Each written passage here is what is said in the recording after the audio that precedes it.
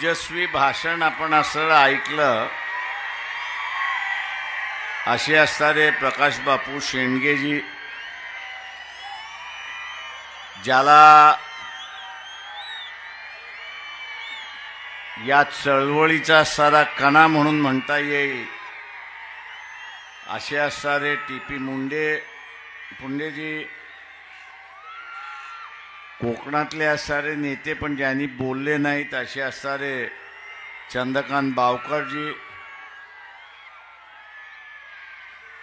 ज्यांनी ही सभा आयोजित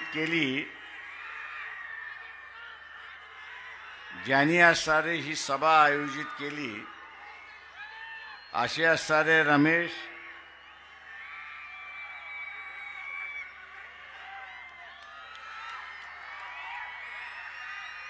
बावस्कर आणि त्यांचे असणारे सगळे साथी सहकारी, त्याच्याचबरोबर जिल्ह्याचे असणारे अध्यक्ष अनिल चव्हाण, त्यांचे असणारे सगळे सहकारी, या मंचकावरती उपस्थित असणाऱ्या डॉक्टर क्रांतीताई, त्याच्याचबरोबर या ठिकाणी गायकवाडजी, रफिक खुरेशी, सोलापूर जिल्हाचे असणारे निरीक्षक या ठिकाणचे असणारे सोमनाथजी साळुंके, आणि ज्यांनी चांगलं उर्दू येत असताना पण मराठी हिंदी असं मिश्रित करत त्यांनी असणारं भाषण केलं, असे असणारे इम्तियाज नदाफ, सन्मानित व्यासपीठ, उपस्थित बंधूंनो आणि भगिनींनो,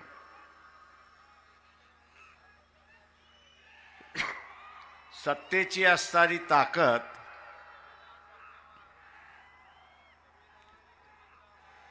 ही काय असते हे आपण असणारं पाहिलेलं आहे. कालच आपण असणारं ते अनुभवलं,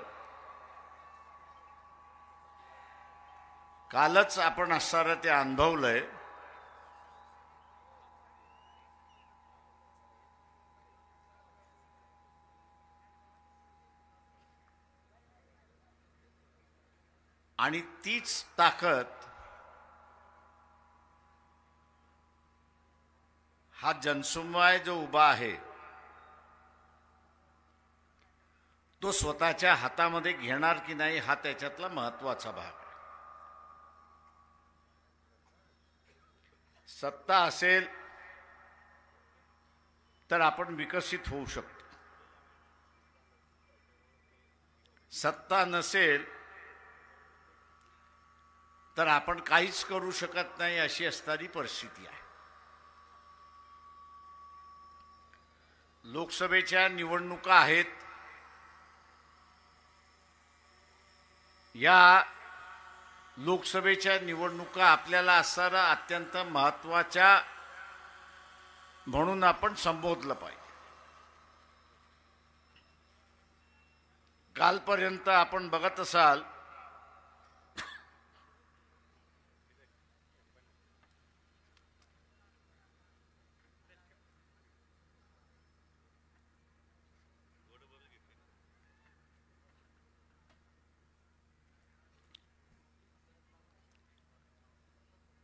जनरेटरचा माईक असल्यामुळे तो आवाज माझा खेचत राहणार.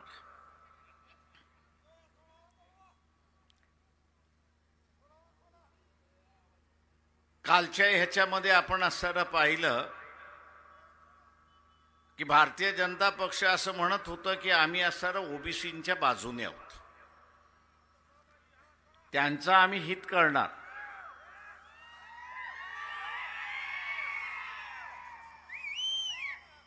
तुमचं ओरडून झाला असेल तर मला सांगा, मग मी बोलतो.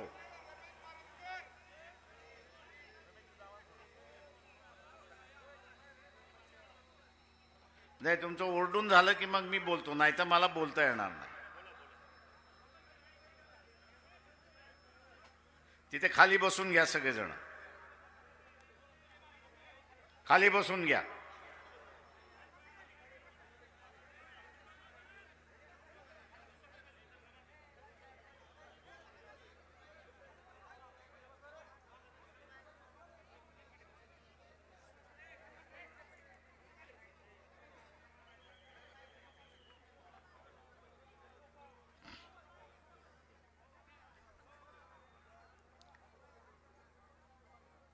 कालपर्यंत भारतीय जनता पक्ष असं म्हणत होतं की आम्ही असणारा ओबीसींच्या बाजूने आहोत. आम्ही त्यांचं नुकसान होऊ देणार नाही.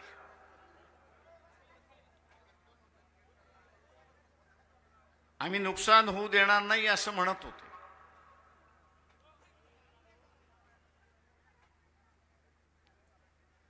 परंतु भारतीय जनता पक्ष काल काहीच करू शकलं नाही अशी असणारी परिस्थिती आहे. एकनाथ शिंदेना जे करायचं होतं ते एकनाथ शिंदेनी केलं.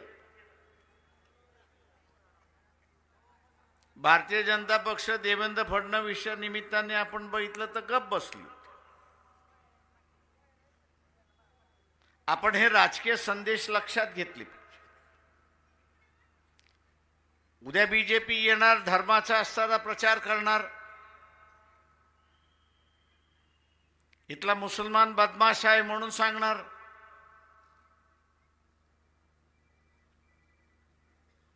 त्या मुसलमानाला असणारा आपल्याला ताब्यात ठेवलं पाहिजे म्हणून सांगणार.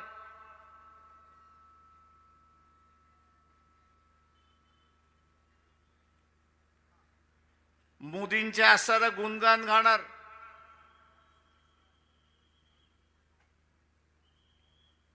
त्यांनी कितीही गुणगान घातले तरी आपण असणारा हा विचार केला पाहिजे की माझे अधिकार शाबूत ठेवणारा हा पक्ष आहे का.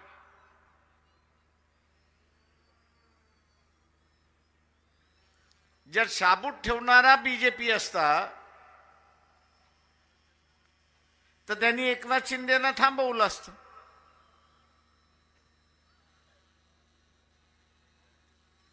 पण जो पक्ष एकनाथ शिंदेला थांबवू शकत नाही तो आपलं हित कसं करणार अशी परिस्थिती आहे. आणि त्याच्यामुळे आपण काही राजकीय निर्णय या ठिकाणी घेतले पाहिजे.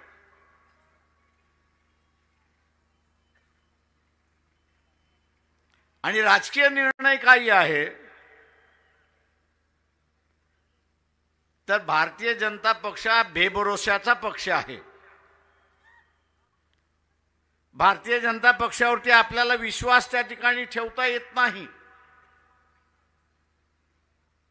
आणि ज्या पक्षावरती विश्वास ठेवता येत नाही त्या पक्षाला आपण मतदान करायचं नाही ही पहिल्यांदा खूनगाठ आपण त्या ठिकाणी बांधली पाहिजे.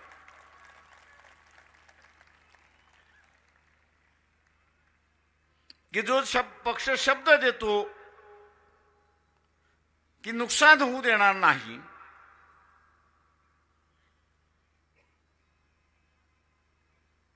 आणि ते पाळू शकत नाही, अशा पक्षावरती असणारा भरोसा ठेवायचा नाही हे आपण लक्षात घ्या. उद्या ठेवला तर जे काय राहिलेलं आहे तेही जाईल अशी असणारी परिस्थिती आहे.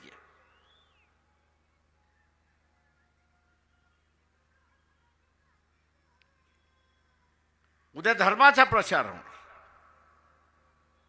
तिथल्या सगळ्या हिंदूंनी एकत्र आलं पाहिजे.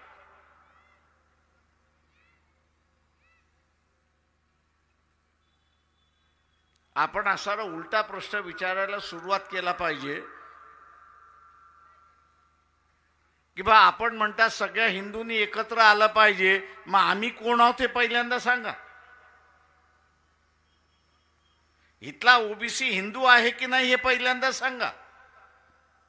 उत्तर येईल होय तो ओबीसी हा हिंदू आहे, मग आमच्या अधिकाराचे संरक्षण का केलं नाही. केंद्रामध्ये सुद्धा सत्ता तुमची आहे, राज्यामध्ये सुद्धा सत्ता तुमची आहे, आणि तुमची सत्ता असताना जर आमचं संरक्षण करू शकत नाही तर मग आम्ही तुम्हाला मतदान करा कशासाठी.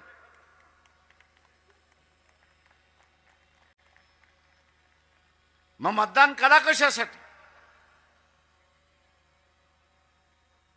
माझं आपलं आव्हान आहे,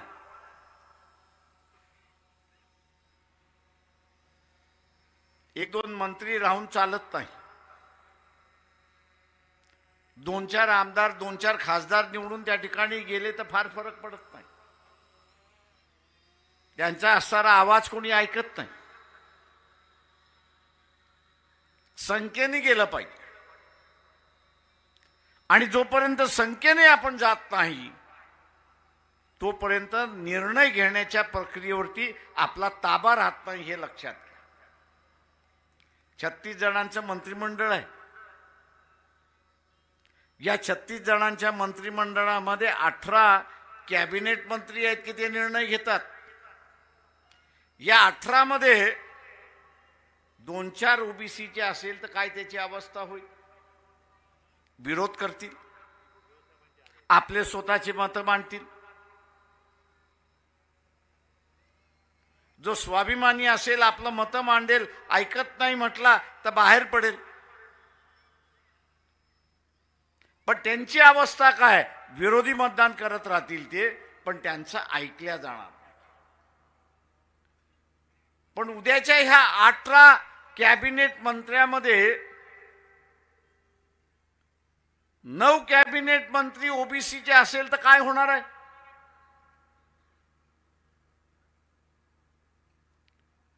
उद्या जर असणाऱ्या 18 मंत्रिमंडळामध्ये 9 ओबीसीचे मंत्री असतील तर ओबीसीच्या विरोधात निर्णय घेतला जाऊ शकतो का? तर नाही. आणि मग आपली जबाबदारी काय आहे? आपली जबाबदारी ही आहे की अधिकाधिक ओबीसी मधले, आरक्षित मधले आरक्षणवादी हा त्या विधानसभेमध्ये आणि लोकसभेमध्ये कसा पोचेल हे आपण त्या ठिकाणी पाहिलं पाहिजे.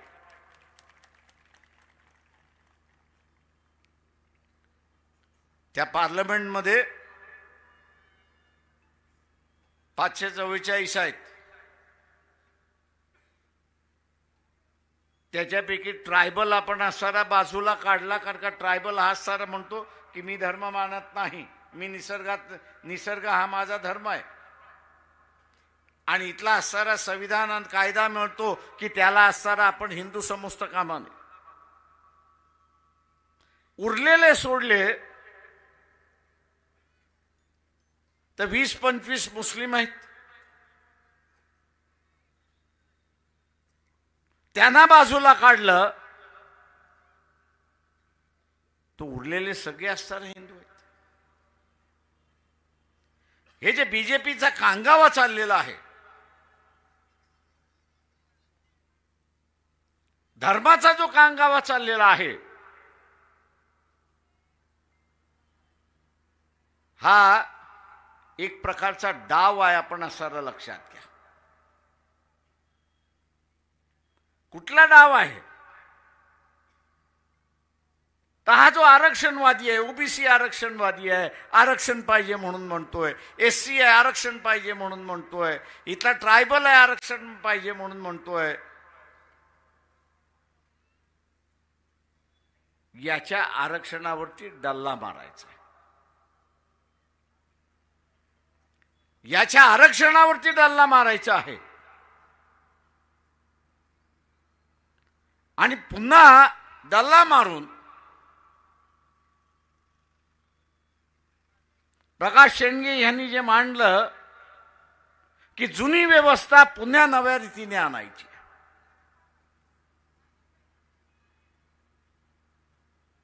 बीपी सिंगाने 1990 साली आरक्षणाचा निर्णय घेतला. आज असणारं 2024 सुरुवात झाली, 34 वर्ष झाली. या 34 वर्षातला बदल काय झाला? तर या 34 वर्षामध्ये IAS मध्ये 1990 पर्यंत जे कलेक्टर आपण असताना बघतो,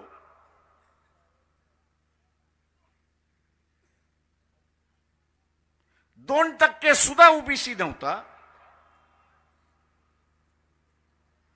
2% ओबीसी नव्हता. त्या आता IAS मध्ये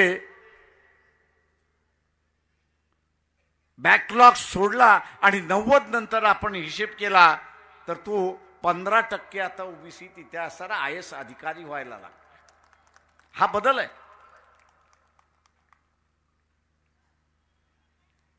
हा बदल आहे. आणि बीजेपीला असं वाटतं की जे आपला हक्काचं होतं, वैदिक परंपरेने जे हक्काचं होतं, जाती व्यवस्थेने जे हक्काचं होतं, ते आता आरक्षणामार्फत इतरांकडे जायला लागले. आरक्षणामार्फत इतरांकडे जायला लागले. ते थांबलं पाहिजे.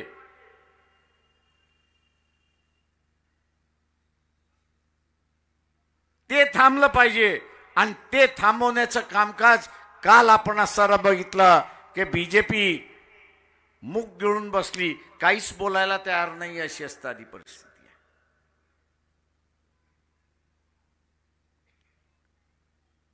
बीजेपी जी आहे ती मुख गिळून बसली.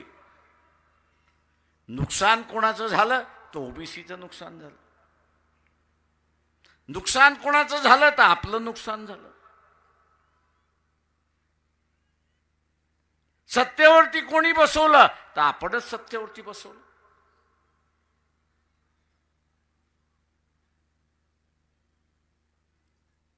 आणि ज्यांना आपण आज सत्तेवरती बसवलं त्यांनीच आपला घात घातला, हे असणारं लक्षात घ्या. आणि म्हणून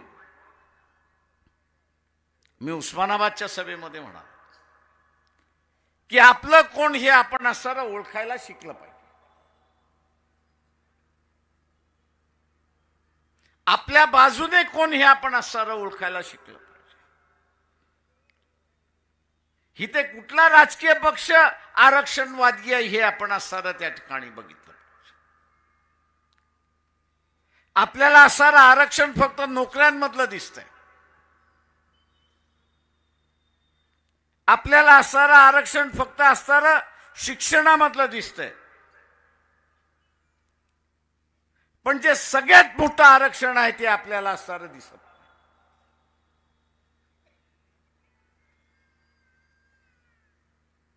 इथे असणारा प्रकाश अण्णा शेंडगे यांनी असणाऱ्या संस्था कोणाकोणाकडे आहेत त्याचा पाढा वाचला. आज या सगळ्या शिक्षण संस्था, साखर कारखाने, पतसंस्था, इतर सगळ्या गोष्टी का गेल्या तर सत्तेमुळे गेल्या. आणि तिथे सुद्धा सत्तेतली मक्तेदारी सुरुवात झालेली आहे. या संविधान बदला असं जे बीजेपीचं चाललेलं आहे त्याचं कारण का तर हे संविधान नुसतं शिक्षणातलं आरक्षण म्हणत नाही, नोकऱ्यांमधलं आरक्षण त्या ठिकाणी म्हणत नाही, तर हे जे म्हणतंय की 6.5 लाख कोटी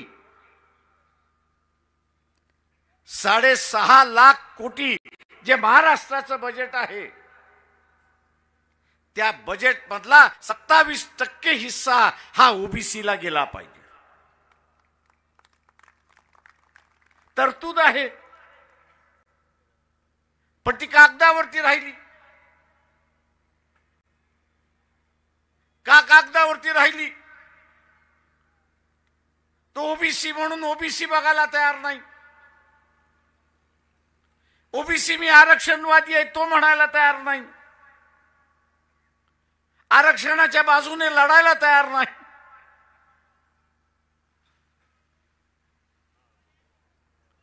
80 साली आम्ही ज्यावेळेस लढे उभे केले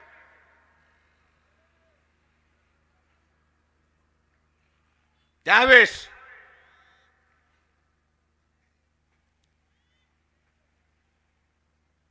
बाबा हे असणारा आदिवासींसाठी एससी साठी अधिक आरक्षण पाहिजे म्हणून हे सगळे लढतायत. जेव्हा लागू झाला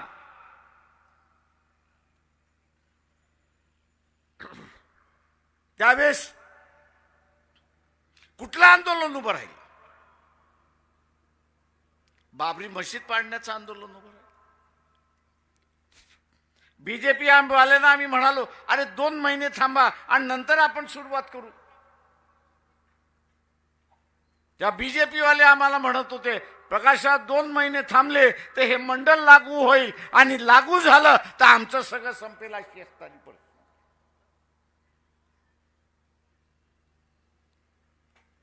त्या काळामधला टाइम्स ऑफ इंडियाचा एक फोटो फार महत्वाचा आहे.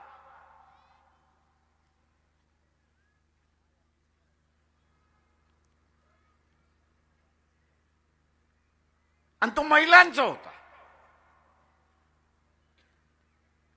त्या फोटोमध्ये प्लेस कार्ड होते. त्या प्लेस कार्ड वरती काय लिहिलं होतं, आम्हाला आरक्षित नवरा नको. प्लेस कार्ड वरती काय होतं, तर आम्हाला आरक्षित नवरा नको.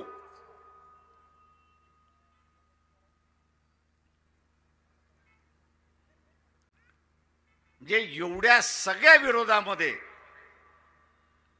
आणि पुढाकार कोणी घेतला होता, तर भारतीय जनता पक्षाने घेतला होता.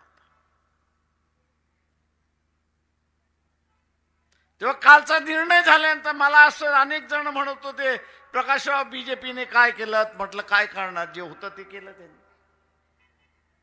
त्यांचं जे चारित्र्य होतं ते त्यांनी पुन्हा एकदा दाखवून दिलं. आता आपण बळी पडणार आहात का, हा त्याच्यातला महत्वाचा भाग आहे. जे इथे आरक्षणवाद्याला मातीमध्ये गाडायला निघालेले आहेत, त्या पक्षाला आपण सत्तेवरनं दूर करणार आहोत की नाही, हा खरा प्रश्न आहे, हे लक्षात घ्या.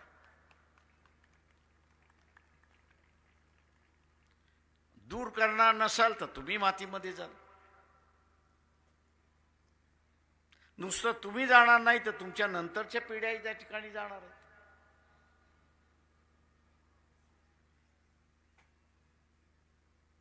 तेव्हा आपल्या पिढ्यांचं नुकसान करायचं का. मी इथल्या साऱ्या आरक्षित वर्गांना विचारतो, एक 30 वर्षापूर्वी तुमच्या घरामध्ये डॉक्टर होता का, ह्याचं उत्तर द्या.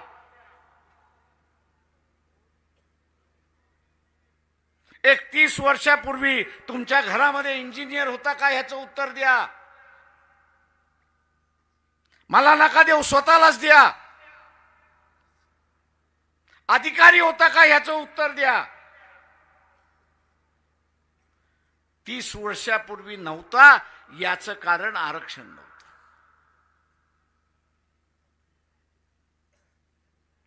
आरक्षण आला आणि प्रत्येक समूहांमध्ये डॉक्टर झाला, इंजिनियर झाला, आर्किटेक्ट झाला, सायंटिस्ट झाला, वेगवेगळ्या हुद्द्यावरती गेला.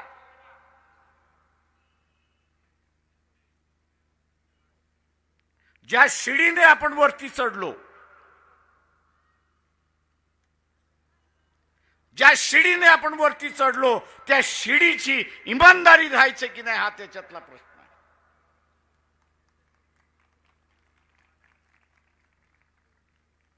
आणि त्या शिडीशी इमानदारीत राहायचं असेल तर जो ही शिडी काढायला बघतोय त्याच्या बरोबर मी राहणार नाही, ही भूमिका आपण त्या ठिकाणी घेतली पाहिजे. घेणार की न घेणार. अर्ध्या जणांचा आवाज येतच नाही.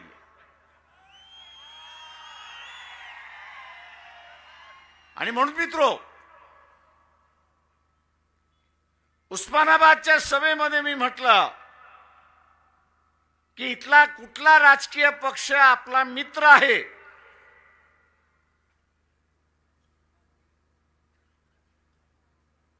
याचं आपण ठरवलं पाहिजे, हे लक्षात घ्या.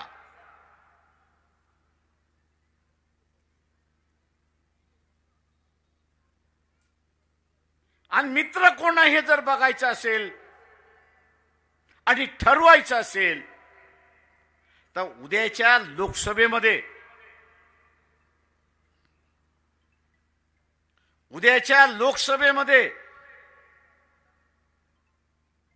राखीव जागा सोडून 3 आदिवासींना आणि 4 एससीला असं सोडलं ते 41 जागेंमध्ये की ज्याच्यामध्ये 6 जागा मी असं म्हणेन शहरी भागातल्या आहेत त्या सोडल्या तर उरलेल्या 34 जागेमध्ये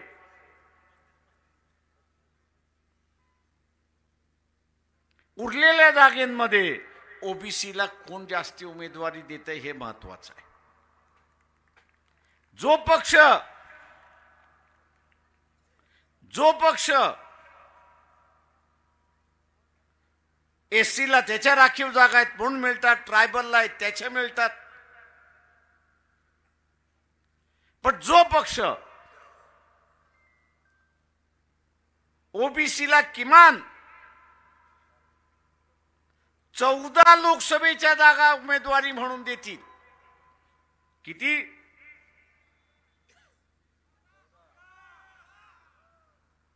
14 उमेदवार देतील तोच आपला पक्ष.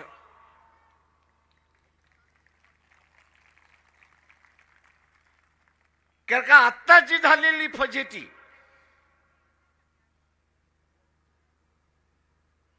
आंदोलनातून सभेतून ही जागृती होते, जनजागृती होते, पण निर्णय हा त्या विधानसभेमध्ये आणि लोकसभेमध्ये घेतला जातो. निर्णय जो आहे तो विधानसभेमध्ये आणि लोकसभेमध्ये घेतला जातो. उद्या विधानसभेमध्ये आणि लोकसभेमध्ये आरक्षणवादी पोचलाच नाही तर त्याच्या हिताचं कोण चर्चा करणार, त्याच्या हिताचा निर्णय कोण घेणार. आणि म्हणून किमान 14 उमेदवार जो देईल तोच आपला पक्ष आणि त्यालाच आपण असणारा मतदान केलं तर आपण आपलं हित साधू शकतो. आणि आज जो प्रगतीचा ग्राफ आपला वाढत चाललाय त्याला आपण असणारा टिकू शकतो हे लक्षात घ्या. आणि म्हणून बंधुवन भगिनींनो, महिन्याभरामध्ये नगारे वाजायला सुरुवात होती. जसं आपण म्हणतो की बापात बाप नाही लेखात लेख नाही अशी अवस्था येते, तशी आता राजकारणातली व्यवस्था झाली. गाजाबाजा करत एनडीए झालं.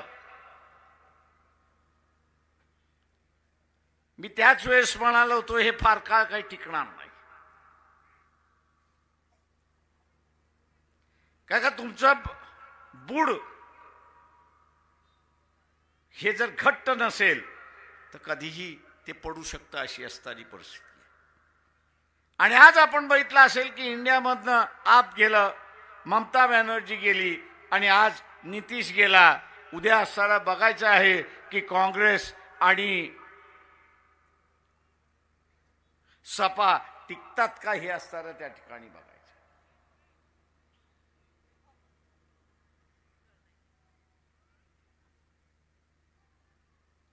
उद्या कदाचित महाराष्ट्रामध्ये सुद्धा तेच होईल. न व्हावं अशी माझी इच्छा आहे.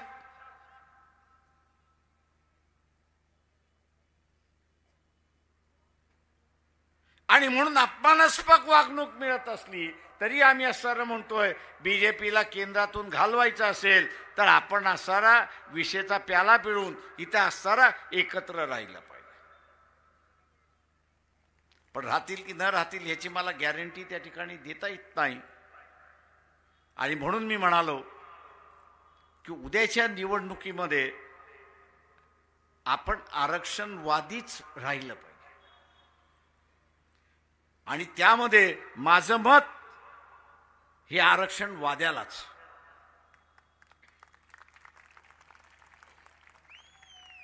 नुसत्या टाळं नाही, स्वतःहून तुम्ही म्हटलं पाहिजे माझ्या बरोबर की माझं मत माझं मत माझं मत. जय भीम, जय भारत.